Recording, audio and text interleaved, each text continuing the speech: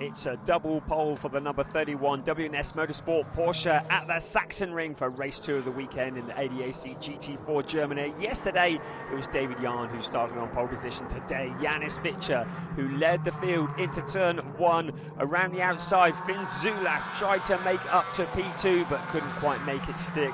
The rest of the field making it around it down towards the Castrol Omega, turn 3.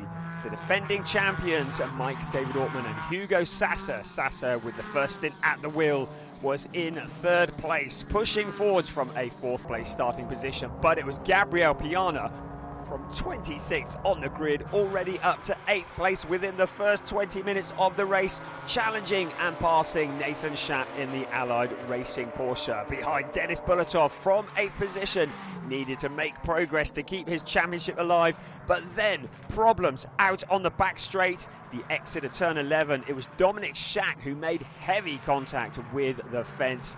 Coming down the waterfall section, heading towards turn 12, you can see the tyre tracks where he lost control, peeled off into the barrier and came to rest eventually on this very fast section of the track. There was no option in the end but to show a red flag to help Dominic Schack out of the car and to remove that Mercedes from that part of the track. The rest of the cars reformed on the grid, everybody trying to stay cool in the sunshine. Tim Reiter in the Hofer Racing by Bonk Motorsport had come from a last place starting position on the grid up to 12th place already, so those BMWs really dialed in at the restart. It was Janis Fichter who led the way once again, but Finn Zulaf now coming under pressure from Hugo Sasser in the Pro Sport Aston Martin. The pit window was about to open. The cars were really packed together. Into the pits came Gabriel Piana, handing over to Marat Kairov in the other Hofer Racing by Bonk Motorsport BMWs, joining just in front of David Jahn, who'd taken over from Janis Fichter. So Marat Kairov now leading the race, but it wasn't long before David Jahn up again towards the waterfall, finds a route past and steals the lead away. Mike David Ortmann, who's taken over from Hugo Sasser, was not long following in his wake as well. The two cars dueling for the lead. David Jahn went wide out of turn 13. Was there going to be damage to the rear tyre? I think there was, because suddenly David Jahn slowed. Mike David Ortmann takes the lead, and Jahn's championship is over, as is Janis Fichter's, because a puncture will take them out of the race. They have to retire. It will be no points, and they can no longer be contenders in the championship. So the Porsche retires to the pits.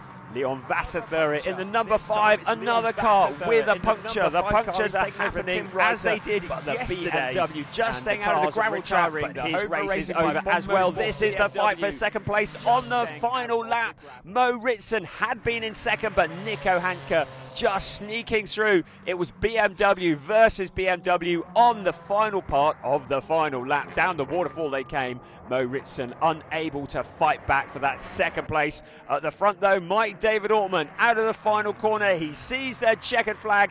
It's back-to-back wins for Mike David Ortmann and his co-driver Hugo Sasser. They did this at this event last year, taking back-to-back wins, so they clearly love the Sachsenring. They'll love it even more because they've extended their lead at the top of the points championship. Now it's only Denis Bulatov who can catch them, but he is 43 points adrift with just 50 points available at the final round. That will take place at Hockenheim from the 20th to the 22nd of October.